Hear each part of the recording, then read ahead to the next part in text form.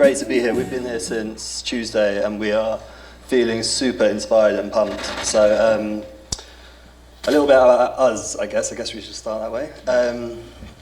We are Happy Yolk, but you probably know us a little bit better as Egg Gang. And to get the booze out of the way first, our backgrounds are from the advertising industry.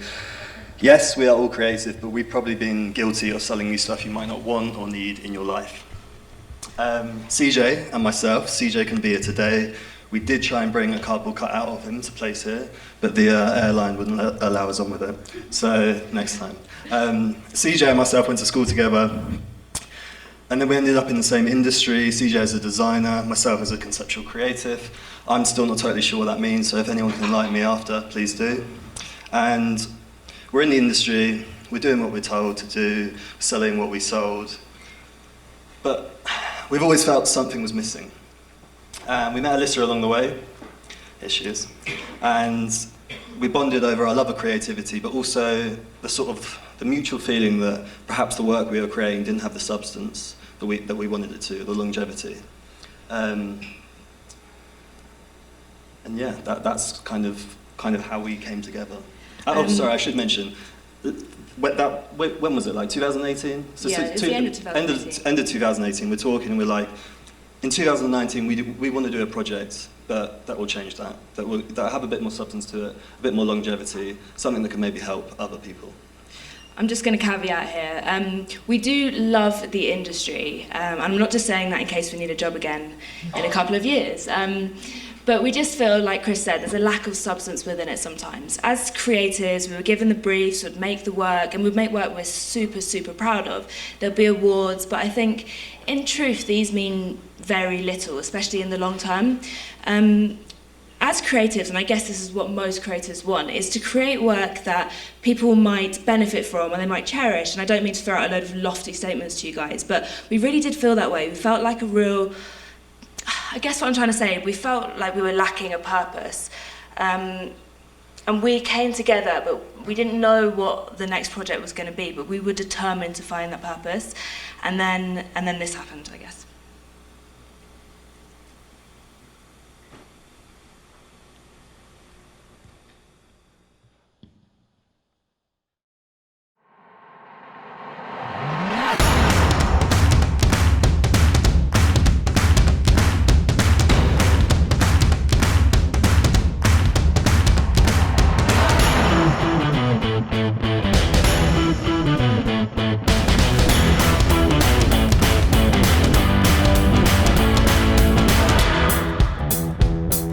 The Instagram egg? Egg. Really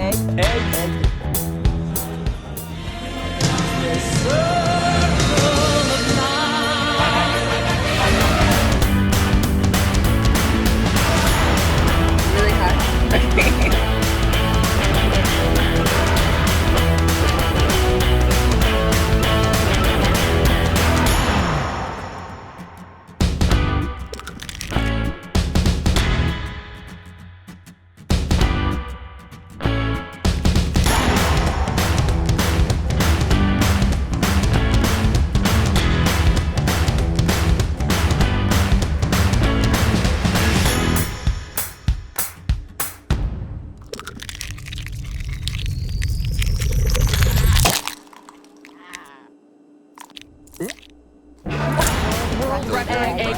Crack from all the social media. Subscribe for Super Bowl Sunday. It's made for good.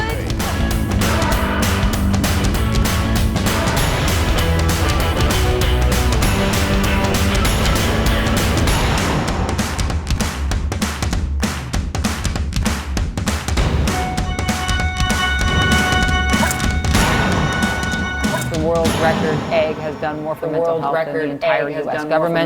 than the entire U.S. government. So that went out at Super Bowl last year. So who here's done Dry January? Anyone? Yeah, a couple? Or at least tried. Anyway. Yeah, well that. So this is me last January, saying no to a beer on a Friday night. So instead of going to the pub after work, I went home.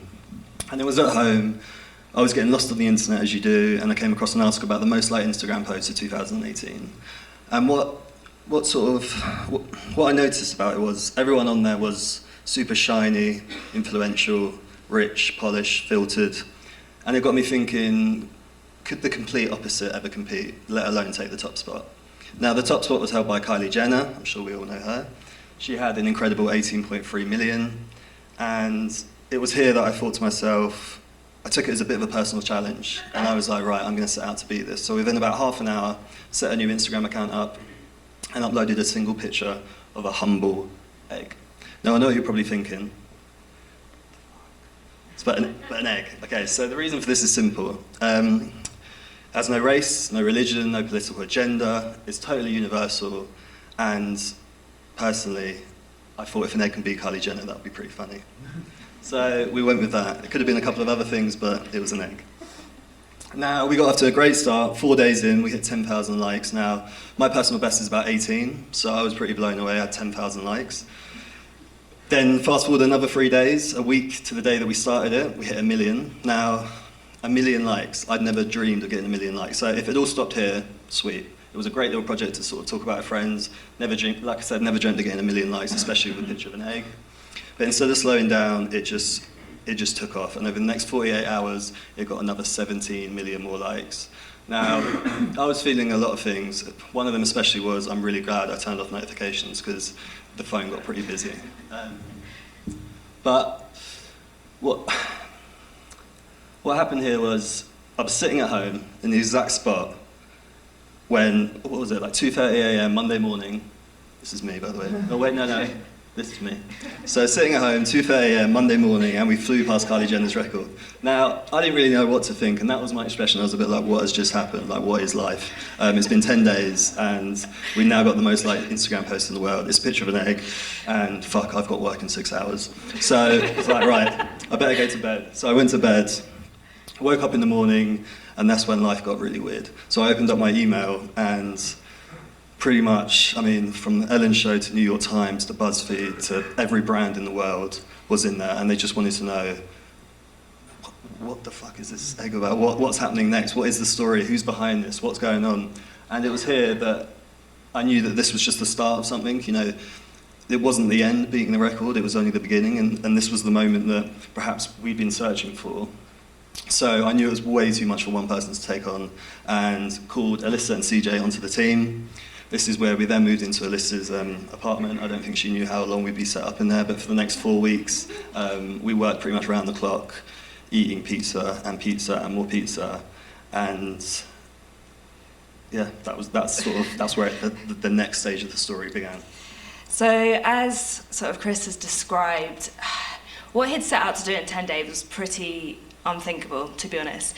We, as Chris's close friends, we were all feeling so many different emotions. We were feeling excited, full of adrenaline. We were feeling, to be honest, we were feeling a bit petrified. We knew that millions and millions of people were waiting on the next move. At the moment, it was just an Instagram account with one post, and everyone was going, what's going to happen next? What's going to happen next?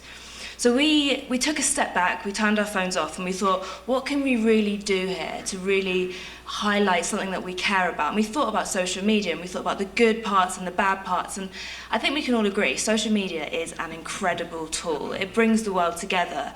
It's why we're here today. But I think, I don't know, how many people in this room have ever felt slightly exhausted from being on their phones for just a little bit too long? There are negative impacts from social media, and we wanted to recognise this. So we were secret scarers in the background. We were working behind on Photoshop, and we were feeling the pressure ourselves. So, what happens when an egg feels the pressure? It starts to crack. So in our second ever post, we uploaded a picture of an egg, this time with a small crack in it. There it is. And this is where the viral cycle went round again, because we had spent the last couple of weeks just constantly interacting, and that's how, this is how it works. This is why it got so many likes. We were completely engaging with our fans through comments, emails, DMs, and then when we uploaded this picture, we went completely silent, and the silence built the hype and hysteria. And the hype and hysteria, it was on the Ellen Show, it was on the national newspapers saying, what's going to come out of this egg? It was a super exciting time for us. everyone wanted to know what was going to come out of this egg. Was it going to be a chick? Was it going to be Danny DeVito? Or had this all been a Kardashian marketing ploy of Kylie Jenner about to pop out? So after we posted this, we considered our options. I'm going to be totally transparent with you guys. We had a lot of offers to monetize the egg. And yes, we considered them, and we could be on a tropical island right now, but I don't know about you guys, but I find holidays kind of boring after 2 weeks. What do you think? I'd just like to interject. I'm quite ginger, so I don't do well on beaches, so that sort of culled that idea quite Yeah, but that culled that idea. So we turned all of them down. We knew what we wanted to do. We knew what we wanted to highlight. So we went away in the background, we developed our own message, and we actually went to Hulu ourselves, and we pitched to them the idea, and they said yes. So in our 5th ever Instagram post, we announced our partnership and a Super Bowl reveal. Now, to our audience, they were not happy. The world record egg had succumbed to the pressure and it sold out. Bear in mind, this was an anti-establishment thing. They were pretty pissed off that we were about to show them the next Hulu series. But that was all part of the plan, because on Super Bowl Sunday, we revealed the egg's personal experience in the spotlight. We showed him cracking under the pressures of social media, urging others suffering to seek help.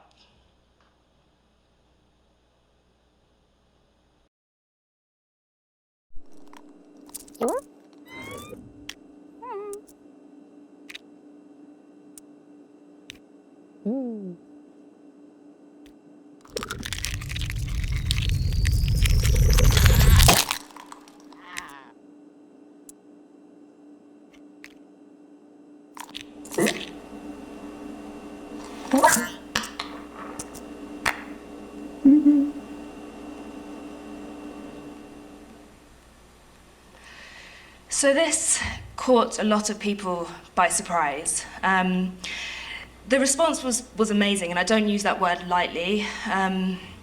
We had people saying that the egg had given them hope, that the campaign itself had surprised them. They were saying, if an egg can get this many likes, imagine what I can do. To some people saying that the egg had caught them in their moment of darkness and in their moment of despair and had actually saved their life. So that sort of response is why we're standing here today, because we want to inspire as many people as possible with an influence and a platform to use it and use it for good. We really believe that if an egg can get 54 million likes and go from a sofa in South London to the Super Bowl in just 4 weeks, just imagine what else is possible. So, as Alissa was saying, we received sort of thousands and thousands of messages and emails from all around the world, different nationalities, different ages. And all of them are opening up. They were being totally honest with us, telling us about their experiences. And we felt really honoured and quite privileged that they would do that with us. But at the same time, we felt a little bit helpless in how we could help them. We are not mental health experts. We all have mental health. We all have our own experiences. But advice given, even in good faith, could lead to tragic circumstance. There are many, I should say, we made the decision that the best way to help was probably to give everyone a place that they could come. They could just get everything off their chest, they could talk aloud, they could be honest, and we could point them in the right direction of charities and organisations. And to be honest, it was to make everybody believe that talking about mental health shouldn't be seen as an embarrassment, it should be seen as a badge of honour. We're all in this together, and we should be open and honest, and when we are, we're going to go so much further. Eugene, it seems, had given a voice to many, and we should probably tell you that the egg is named Eugene by its fans, the cop community, in, the first 3 or 4 days, and it's just stuck ever since. So after a year of deliberation, and we wanted to take the time out, because everything happened so quick, it sort of, the hockey curve just went up. We wanted to take the time out and really think about what we wanted to do and what we wanted to achieve with this moment. And I'm super excited to announce that we will be launching a foundation that will completely transform the conversation around mental health. So the Mental Health Foundation is called the Talking Egg Foundation, and we're really, really proud to announce that goes live this week. We're also really proud to announce the involvement of some amazing charities, some amazing people, and some amazing companies that are helping us achieve our goals in becoming an earpiece for mental health. With their support and their donations, we are able to take the worry out of the mental health conversation.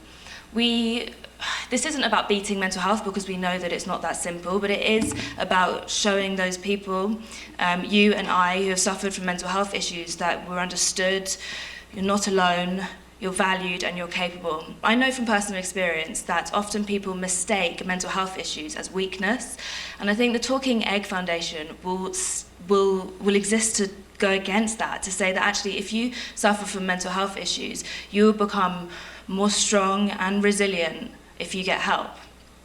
So there are a lot of amazing people doing amazing things in the mental health space, and we want to be the driving force that brings all of those people together. I don't want to bore you with a load of statistics. Okay, I'll just say a few. But 1 in 4 of us will suffer with mental health issues in our lifetime. It's the biggest killer for under 35-year-olds, bigger than cancer and car crashes. Yet on average, just 1% of the health budgets across the world are put towards mental health. It doesn't really make sense. 2/3 of people that suffer from mental health issues don't get help, and the reason why is because of stigma, neglect, discrimination. But the Talking Egg Foundation, we don't have all the answers, but what we can do is bring our creativity to the conversation. We can make an invisible disease visible. The scale is big, and we don't have all the answers, like I've said, but we will bring the great and the good and some of the most creative minds in the world together to help tackle this issue. We want to build a place that people can come to raise funds, to exchange ideas, and most of all, to get the support that they need. So our call to action, as us media types would say, is that we need your help. We need folks like yourselves and the companies that you work for and the companies that you will work for to help us. And in doing so, you will help a stranger, but you might also help a best friend or a sister or a brother, or your mum or your dad, or yourself, the person that you see in the mirror every day. Maybe not the person that you see tomorrow, but maybe the person that you see in 5 or 10 years, because mental health issues can come at any point in your life. I'm going to put my business head on and just say this one thing, which I think is awesome. For every $1 that is put into corporate mental health, you will get $7 back in productivity. Now, I'm no Einstein, but that is pretty good math. So it's not all about money and numbers. Like we said, we really believe we can bring a huge creative force to the conversation. So we will be rolling out a number of campaigns over the next 12 months, which will bring the most amazing people in the world together to help alleviate the stigma. Now, in 2019, we had absolutely no idea the impact that Eugene will have. We had no idea he was ever going to capture the imaginations of people like he did. But he did, and we plan to use his voice for good. Yeah, so to sort of put a number to it, 1 in every 142 people on this planet have now liked our Little Egg post. So the pressure for us to do good is greater than ever. And maybe good people, like all of you here today, who all probably understand what pressure means, you know, we're all in the world and the jobs that we're in, can help change the lives of millions of people together. In the next 12 weeks, great, more pressure. With the help of some famous friends and amazing companies, we're going to be going live with a brand new campaign that lets people know it's totally okay to not be okay. And we'll turn the deafening silence of many into a global shout of support.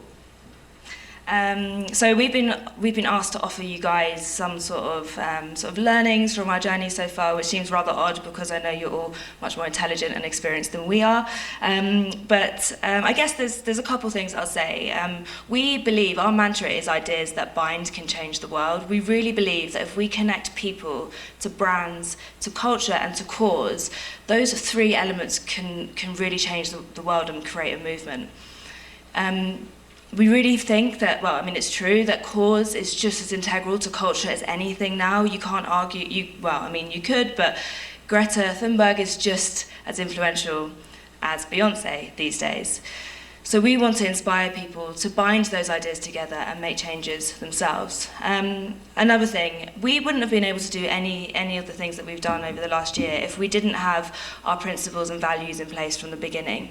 A lot of people ask us, this is the main question, do you regret not taking that money? I can honestly tell you that we don't regret it, because we knew our values were in place, so we knew that if we went off piece or anything, we would always be able to come back to them. If we did take the money, we wouldn't be here today, and we'd be on that tropical island, and we'd be sunburnt and alone, and we wouldn't be able to help millions that we could today. So my main takeaway is just to have your values and principles in place, because if anything does shock you, like a picture of an egg, you know how to answer the questions when they come.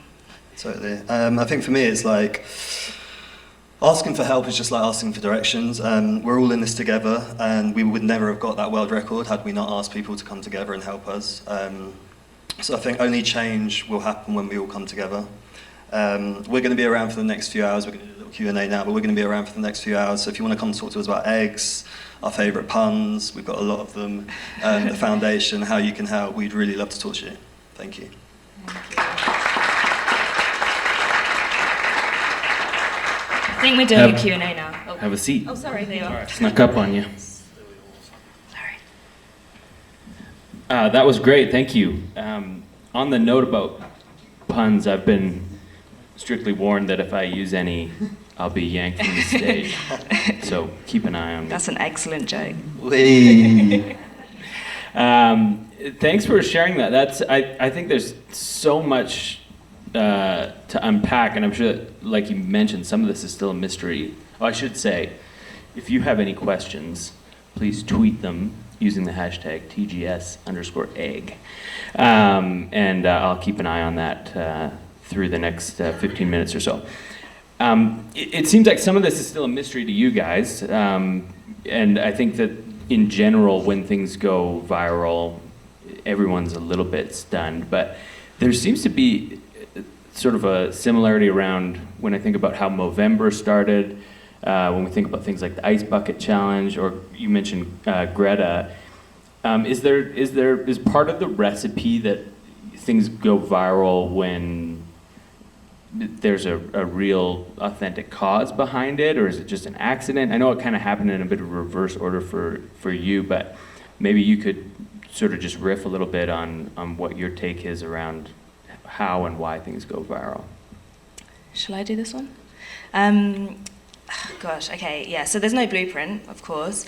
I think things like the ASL challenge and Movember, they're super simple call to action, so grow a beard or just get some ice on someone's head. So I think with the egg, we really say that there were like 3 main components. Well, I mean, maybe 4, but one of them is a simple call to action. I think we often say that in the marketing world, you often overcomplicate really good ideas, and I think sometimes you need to make it super simple, a really simple call to action, and let people get involved and build a community around it. And I think community is a real key thing. I think that's definitely with Movember, it's definitely with the ASL challenge, and it was definitely with Egg Gang. Do you any more? I think it's just about allowing people to take part in it. That's the most powerful thing for us that we found is. It's almost like it was so simple. All you had to do was, like with the ALS challenge, again, you did it yourself and then you called out other people. So it was creating a community around a cause. And I think that's so important because, like I said at the end there, when people come together, that's when real change makes, and that's when we can change society or culture, is when the sort of power of the people make a stand and make a difference, whether that is silly or fun or, sometimes humour is the best way to get in and then deliver a message. And I feel that that's something that we always try and do first. We're not a charity, so we don't need to talk like a charity. But when we approach subjects, we go humour first, and then deliver the message rather than sort of being too heavy-handed at the beginning. And I think, that's true, right? When you think about Movember and you think about the ASL challenge and the Egg challenge, they're all pretty funny, aren't they? Right? So like you can bond over having a moustache or throwing like ice over someone. It's always the humour first, and I guess especially in this day and age, you have to cut through somehow, and sometimes it's through entertainment and humour. So. And I guess just kind of chasing down that idea around community, you made it very easy.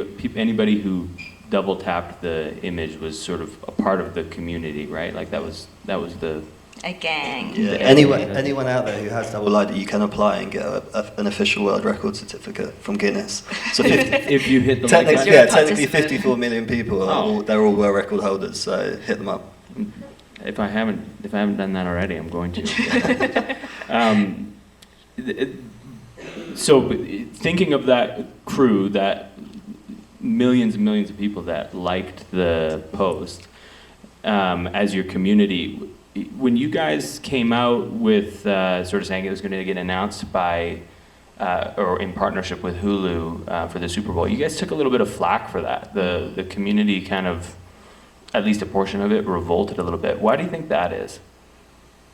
I think it's because what we did was totally, it was anti-establishment. It was a bit of a two fingers to sort of society and the influencer lifestyle. And then what they thought we were going to just go put a brand in front of them and our establishment. But that was all sort of part of the plan. It's like lead them down this way, and then it makes what we deliver even more impactful.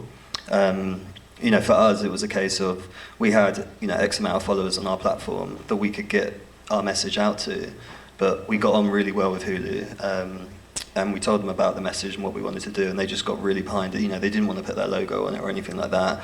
They were showing the Super Bowl, because our backgrounds are in advertising. The Super Bowl to us is like, it's the Oscars of advertising. So we actually had a big bit of wallpaper on the wall in Alissa's flat, and we broke it down into days, and we sort of circled the Super Bowl, and we were like, whatever we're doing on Super Bowl day, and we want to try and hijack that moment. As soon as we started cracking, we were like, right, there's only so long here, so it's like, Super Bowl is our day, we're going for that. And then we spoke to Hulu and we were like, look, you're showing the Super Bowl, we can get it out to even more millions of people here. And they just sort of totally got behind it. And I think that was like 6 days before the Super Bowl. Yeah. So then we had to we wrote our script, we got our animation made, and then we delivered it on Saturday and it went up Sunday. So it was pretty surreal. It's a bit of a scramble. Yeah, there you go. Sorry. And that's the amazing thing, I think, That as well. was a good 'Cause one. the industries we're in, it's like you work so long on a piece of work, but sometimes if you want to make it happen in a week, it can happen, which is amazing. Yeah, for sure. And when you did come out with the message, did the community kind of immediately forgave you? Like, was it sort of like, oh, okay, cool, you can be with Hulu if you're just using them to talk about something we all care about? Yeah, to get the message out even further. Yeah, it was a hugely positive sentiment, definitely. I think some people were a bit like, oh, we really wanted Danny DeVito. Like, do you know what I mean? They wanted like Tom Brady or something. Like, but the response that we got was so unbelievable that kind of any kind of negative messages didn't mean anything, I guess. Yeah, it was totally worth it. I keep thinking back at that time, and like that response was just it was overwhelming in a sense. The irony of it was like, oh my God, but it was, yeah, amazing. It's sort of a testament to the breadth of the challenge, in the sense that everybody joined the community with no context around what it was going to stand for. But then the moment that you came out, it's not like you had like 20% drop off there. Oh, I don't care about mental health. I'm not going to follow this egg anymore. It actually continued to grow, and engagement, as I understand, it's still fairly high for the platform. Yeah, so we've got engagement is great. Like the feedback and response we still get from everything, and we're developing things. So we've got the foundation on one hand, then we're developing it into an animation as well. So it's like we've still got the rest of the Egg Gang characters to introduce, and yeah, the feedback, like we wouldn't be doing it if the community wasn't still there and sort of egging us on. Nice. They're gonna cut our mics. Yeah. Like the response has just been unreal. Like I think, like you said, it started in the whole meme world, but then for us it was about, we wanted to develop it into something more, and that gave it a greater importance and a purpose, and it's something that we really cared about, and it was a reflection of what we were going through as well back in the UK. Like literally, like overnight, it sort of switched up our lives, and we were feeling the pressure ourselves. So. And do you still feel that pressure? Like you are the team behind the Egg. Like there's not 40 people back home at an office thinking about what to do next.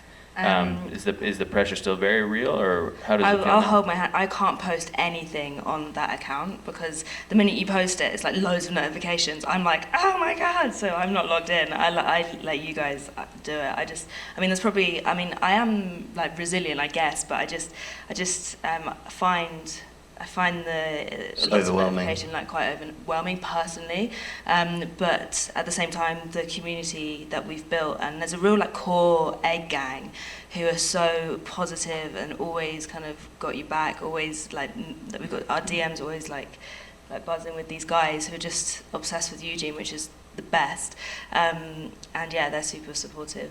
I think for us as well, it's like we said in the speech, it's like we lean on people that are experts in the fields they do. You know, we've got amazing Leslie and Katie who are forming this foundation with us, and then on the animation side of things, we have a little team that we're building around that. So we're trying to build multiple platforms so we can get the message out to as many people of different ages, nationalities as possible. Yeah, maybe touch on that, because I think you've actually taken it off of Instagram and done something in real life, like with an activation in London, was it? Maybe you guys could share that quickly. So that was, when was that? That was in October for Mental Health Month?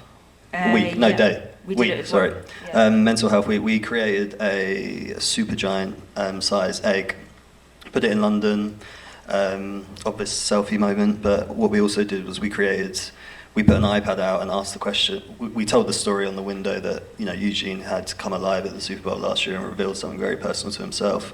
We're asking you to do the same. So we asked passers-by, the public, to reveal something about themselves. And when they did and they hit submit, it was totally anonymous. Someone else's would be printed out.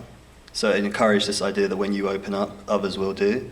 So you put in your revelation that you maybe told no one, and no one's ever going to know it was you. But then out of the printer, by surprise, came out someone else's, and it's just made. That's what we're all about. It's about connecting people and making them realise we're all going through our own stresses or our own worries, our own issues, etc. But we're all the same at the end of the day. None of us are on an island. Exactly. Again, it's sort of a community tightening. Mm-hmm. Yeah. And so let's talk a little bit about the future, because this foundation's super interesting, and you've managed to, obviously there's a huge viral kick. You guys have done a great job, I think, keeping it alive, which is one of the challenges with, I think, anything that rises fast tends to fall fast as well. And you guys have bucked that trend. So the foundation, are you currently looking for additional? You have some partners. Are you looking for additional partners? What does it look like? We have amazing charities involved. So we've got JED Foundation, Mental Health America, and we've got CAMPH, which is the Canadian Mental Health organisation. And we've got some amazing people. A lot of our friends that we've met through the journey, kind of people on Instagram, some famous people, but then obviously our community. And we are looking for support and some amazing companies to come on board to support us and help us achieve our goal in becoming an earpiece for mental health. So yeah, that's the next step, is to get those amazing sponsors on board. And the way you look at sponsors is sort of probably funding some of them, funding for some of these mental health organizations, as well as just increased reach and awareness, or how do you look at them getting involved? Yeah, so it would be mainly through funding, and then the funding will fund creative initiatives that we'll be building in partnership with our charity partners, and those creative initiatives can be developed with the partner in mind. We've got a huge launch campaign coming out in about 12 weeks, which has got some of the greatest people in the world getting involved, which is really, really exciting. So we are looking for sponsors to help support the team behind that. I think what we found last year, talking to so many brands, they really do want to help as well. So it's amazing to be able to create something where multiple sort of brands, organisations, people can all get involved, and we can all sort of try and push it forward. Yeah, they'll be called our golden egg sponsors. Yeah, our sort of golden egg partners and stuff like that. And our ultimate goal is that there's nothing visual that represents mental health. It's a very internal, invisible thing. So for us, it's like, the white dove represents peace. Why can't the egg represent mental health? The egg, brands and companies can use it to show that they support the welfare and mental health of their employees. People can put it on their resumes. People, it can be safe spaces to discuss and talk. we would really love to push that sort of idea that this egg can represent so much more.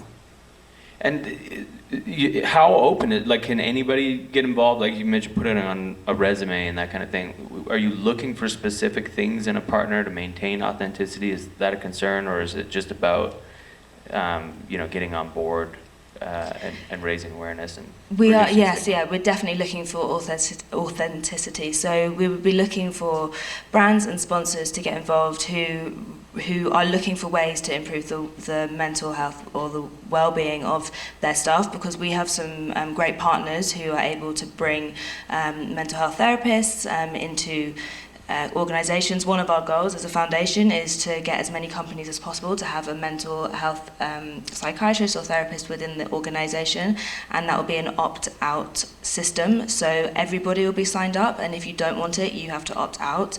That will mean that we kind of bypass the idea of having a stigma, because it just means that people have to choose to not have that, and that's one of our main goals, because I've worked in a company previously that did that, and it honestly helped the mental health of the staff. Everyone was much more productive, and there's a real economic benefit, as well as a care of duty there as well.